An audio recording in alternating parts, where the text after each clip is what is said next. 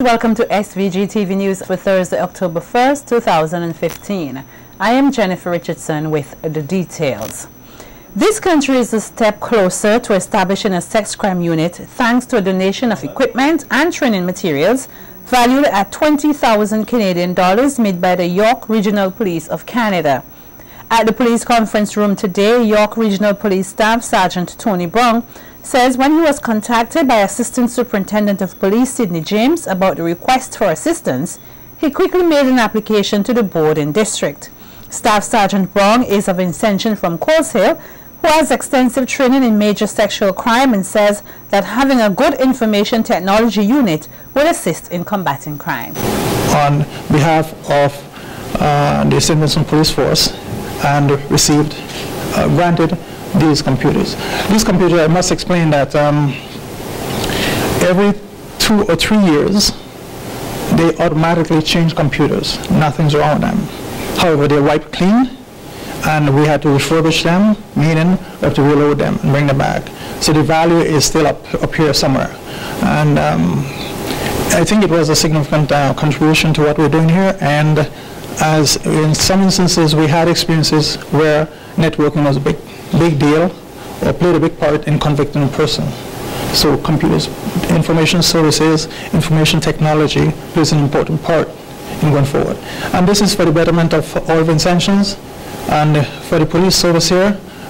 Give them some tools. If we can afford to do it to assist, that's what we're doing. Brown says that in addition to equipment, there is a number of training manuals to help which he received from a university and his sexual assault unit to help train police here. In preparing for this, I consulted with our sexual assault unit and also with our Ontario Police College training unit. And I got a lot of information, and here I provided some equipment there, some books on sexual assault investigations, and a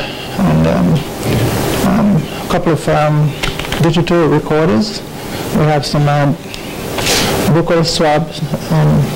There we have different things there. So, and that book in front of us there is called Vicars. It's what was derived from a program put into place by the Ontario government and Canada, where all convicted criminals were actually put into a system. Addressing the gathering at the police conference room, Commissioner of Police Michael Charles says the team from York Regional Police in Canada has helped this country tremendously, which they are very appreciative of. Commissioner Charles says this has been a vision to establish a sexual assault unit and praises Assistant Superintendent of Police Sidney James for the venture coming to fruition. St. Vincent and the Grenadines today, and more so the Royal St. Vincent and Grenadines Police Force, were in a better position thanks to the York Regional Police. And again, thanks Sidney. It all happened through him. Inspector Nanton stated that I promised to have a sexual assault unit in St. Vincent and the Grenadines. While walking on the ground, I didn't know that my co-B, Sidney, was also working. And it materialized. We're indeed happy for the York Regional Police. And Tony, when you go back, I want you give your chief a hearty thank you from the people of St. Vincent and the Grenadines and the Royal St. Vincent and Grenadines Police Force. Meanwhile, two Vincentians who are serving with the York Regional Police in Canada, Floret Israel and Kazroy Kane, expressed their joy at being able to be part of an initiative that helps their homeland fight crime. In fact, I've always indicated to Tony, who has volunteered many times to Jamaica, and I always said to him, why Jamaica, why not us? Like, why can't you think of an initiative where we can give back to our people? And then, lo and behold, this is the result of that, or partly the result of that. I grew up in St. Vincent. I left for Taiwan after high school. I studied there for 6 years. I then got married and moved to Canada, which I've been for the last 5 or so years. Well, as a Vincentian who left, I've always wanted to give back And as soon as I spoke with Tony and I found out about this initiative, I just got on board. And the Royal St. Vincent and the Grenadines Police Force is said to have stepped up its efforts to combat a recent upsurge of robberies and gun-related crimes here. In an interview with SVG-TV News, head of the Criminal Investigation Department, the CID, Superintendent Ruth Jacobs, says that the police have ramped up on patrol in areas throughout the country to have a stronger presence. Superintendent Jacobs says last year there were 28 murders and so far up to this period there have been 18. The head of the CID assured the public that the country is still a safe place to live and that the police will continue to ensure that they protect lives and property. Shooting is one too many. We don't want to have any case of shooting. Last year around this time we had about 28 cases of murders. This year at this time we have 18 cases. That is 18 cases too many. But we want to ensure citizens in St. Vincent and the Grenadines that St. Vincent is still a safe place to live in, to be in, to do business in, and to do whatever you would want to do. Come for vacation, whatever you would want to do. St. Vincent is still a very safe place to be in. What we have done and what we are doing, we step up on our patrols, and we are looking at the patrols mainly in the daytime. We do it in the night too. We do it when persons are sleeping. We are out on patrol, but we want to make sure that we do it in the day too, so that even when persons leave their homes and go to work or go to do their business, that their homes will be secure. So that is something that we step upon from the Criminal Investigation Department to make sure that we have these situations under control. Superintendent Jacobs also expressed concern with the number of reported cases where persons have been robbed of their cell phones and other devices. I see a few cases of theft, especially theft of cell phones creeping in, where persons might be walking and using the cell phone without paying much attention. Someone might just creep up on them and just snap the phone, run away with the phone.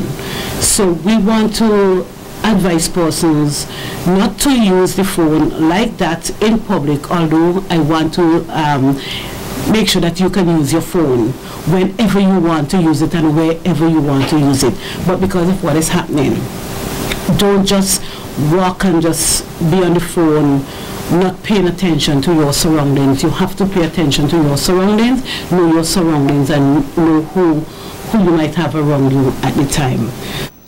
And the police are now investigating a shooting in capital Kingston just after midday today. The incident occurred at a plant shop in the Lower Bay Street area, where one man who has been identified as Dexter Rodney of Rockies received several gunshot wounds about his body. He was rushed to the Milton Cater Memorial Hospital for immediate surgery. However, his present condition is not known. In last evening's newscast, we brought you news of a shooting incident which occurred in the New Montrose area on Tuesday night, in which shopkeeper Dennis Quintin received several gunshot wounds and was at the Milton Cater Memorial Hospital nursing these injuries. We have since learned that he succumbed to those injuries. That matter is also under police investigation.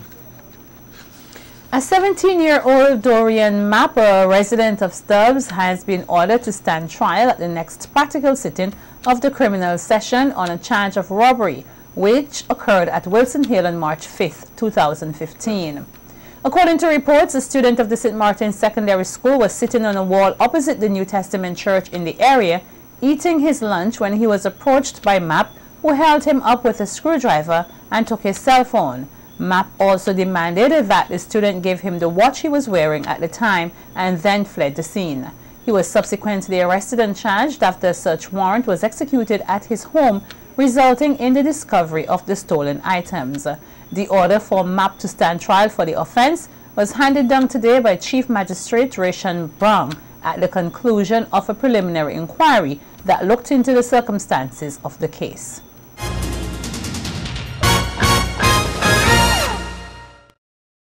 The Embassy of Israel here in St. Vincent and the Grenadines and the Ministry of Foreign Affairs hosted a musical performance last evening by a Leron man who played the handpan at Beachcombers Hotel.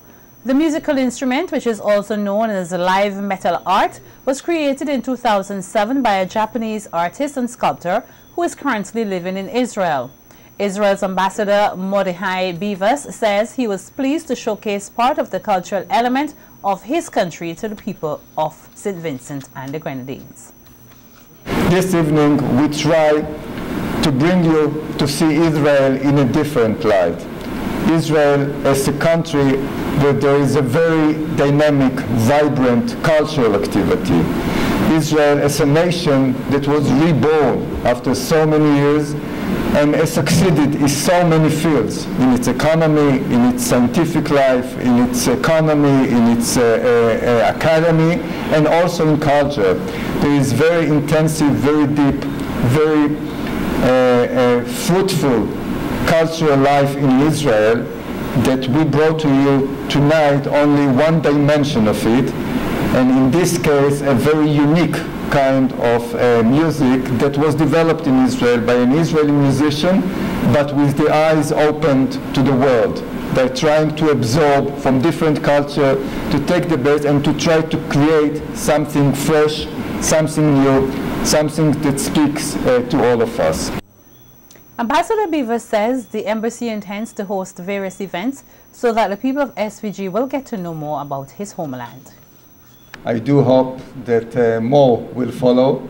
This is the first time that we thought that apart from the conventional diplomacy that we have engaging with the different authorities of St. Vincent, we should also try to reach the general public in St. Vincent through different means.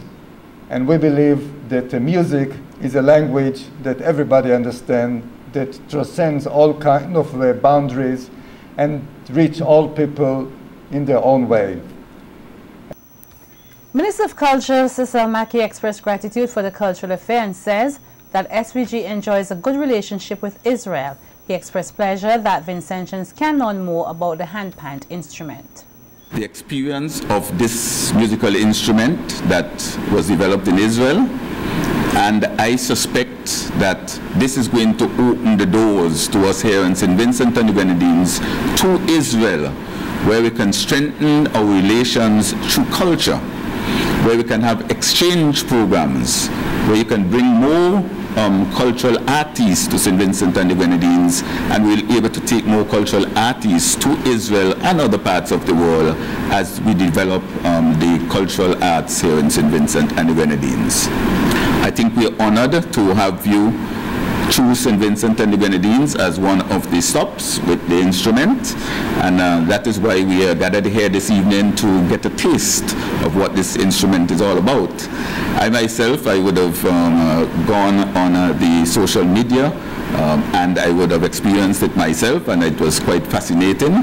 So I suspect that we are all gathered here for that same fascination here this evening with this musical instrument. The Rotary Club of St. Vincent will be hosting a wine, cheese and art exhibition, this Saturday, October 3rd at the Sugar Mill Inn from 6:30 p.m. President of the Rotary Club, Shafia London, told SVG-TV News the event will give patrons the opportunity to sample some of the best wines and savor some of the finest cheeses which will be brought in from Martinique, while having the opportunity to view some of the best artwork from international and local artists. London says the event is being held to raise funds for the School for Children with Special Needs.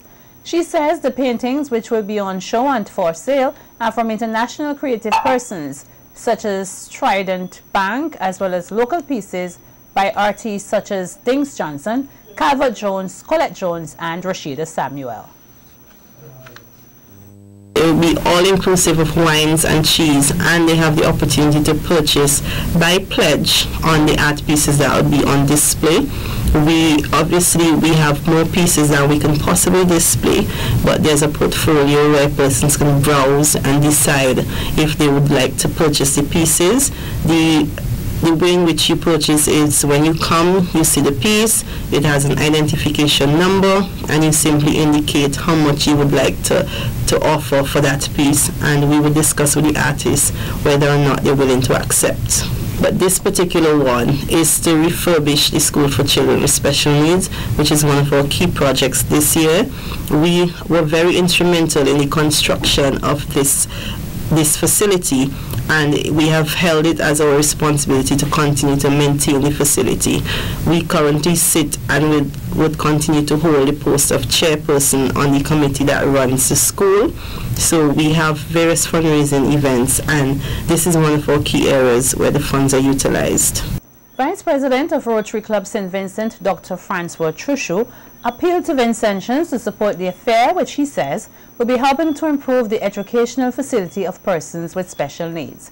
He says although they carry out charity work as an organization, there is always the need for finance to ensure that their projects are carried out effectively.